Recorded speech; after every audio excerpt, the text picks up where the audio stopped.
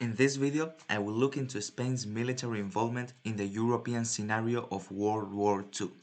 Even though Spain stayed neutral throughout the whole war, it still played a part in it. On one hand, I will look into the military actions taken by the recently established Francoist regime that emerged from the civil war, and, on the other, the actions of the various Republican groups on exile.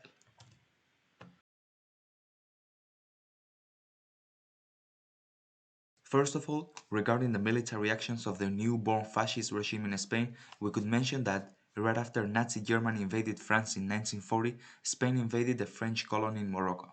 Morocco had been divided between Spain and France in the 1904 Treaty of Algeciras. However, once France became unable to manage their Moroccan colony after surrendering to the Germans, Spain decided to step in and invade the rest of the colony to presumably maintain peace in the region, which controlled the entrance to the Mediterranean and was very important to all parties at war. However, only 1 year later, the Spanish authorities allowed the Germans to build a spying network in the colony. Second, during the meeting between Franco and Hitler in Hendaya in 1940, they decided that Spain would send an army of 50,000 men called the Blue Division, which would help with the German invasion of the USSR in 1941. This army mainly took part in the siege of Leningrad, and approximately one of every 4 soldiers was either killed or wounded during the war. Spain also sent 5 air squadrons and amounted for 20 warplanes, which shot down 156 Soviet warplanes. Finally, during the war, many aerial incidents took place in Spanish territory. The number of incidents increased after the Allied landings in North Africa, with some Spanish warplanes fighting back the various violations that Allied air warplanes made of the Spanish aerial space. In total, 2 Spanish and 2 Allied warplanes were shot down. However, the most bizarre story of all was the bombardment of a Spanish town by an Italian warplane that accidentally dropped 3 bombs and killed 5 people. Even more, instead of apologizing, the Italian plane continued to fly around the town during the following days, and after being contested with anti-aircraft fire, decided to drop some more bombs in the town.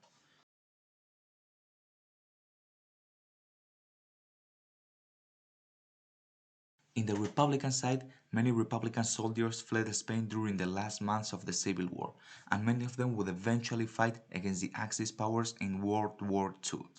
First of all, the Republican soldiers that fled to France fought alongside the French forces during the German invasion of France, and would later enlist in the French resistance after the French defeat.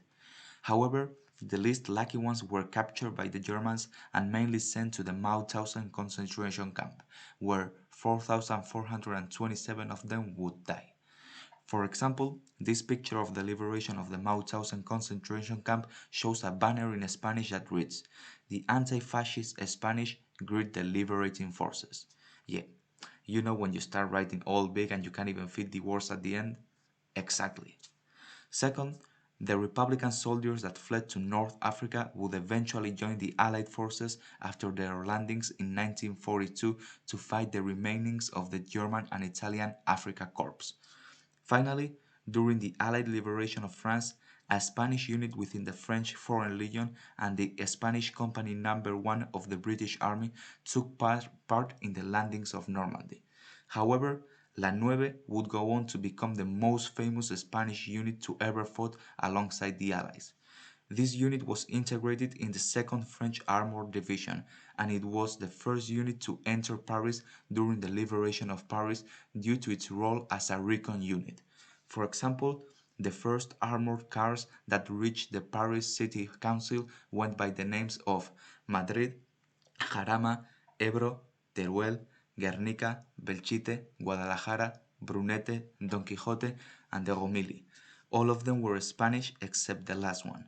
Also, around 800 Republican soldiers fought alongside the Soviet Union in the Eastern Front.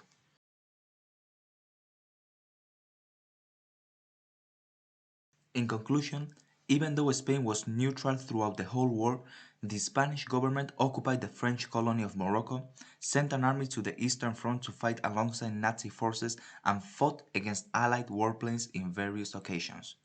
On the other hand, the Republican soldiers that fled Spain at the end of the Civil War tried to join the Allied forces whenever they could, either defending France, occupying North Africa, liberating France, or fighting alongside the Soviet Union in the Eastern Front. This seems like quite a bit for staying neutral,